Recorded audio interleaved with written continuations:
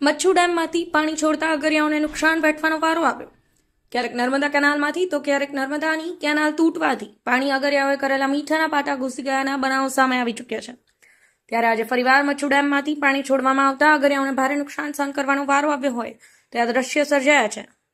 Machchhu dam 3નો એક દરવાજો ખોલવાનો મામલો. પાણી મીઠાના આગરમાં પહોંચી ગયું.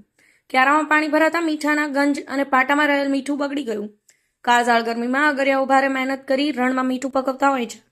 આ મહેનત 12 માસના રોટલા પર પાણી ફરી વળે તો અગરિયાઓની કેવી હાલત થતી હશે તેની કલ્પના પણ કરવી મુશ્કેલ છે.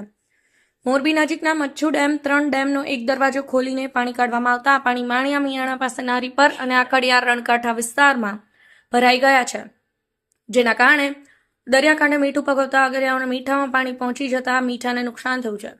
બાબતે વાત કરીએ તો મચ્છુ 3 ડેમના રિપેરિંગ કરવાનો હોય તેમાંથી પાણી કાઢવું પડે તેમ હોય અગાઉથી ચેતવણી આપીને એક દરવાજો ખોલવામાં આવ્યો હતો, પરંતુ આ પાણીથી દૂર નદીમાં માણિયા મિયાણા તાલુકાના દરિયાકાંઠે પહોંચ્યું હતું.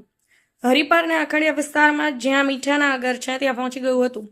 તેથી મીઠાના આગરના ક્યારામાં પાણી પહોંચતા મીઠું ધોવાઈ ગયું હતું. આમ કાળી મજૂરી કરતા અગરિયાના મોઢે આવેલો કોળિયો છીનવાઈ ગયો હતો તેવો આક્રોશ જોવા મળ્યો હતો. શ્રીકાંત પટેલ, સમય 24 ન્યૂઝ, મોરબી.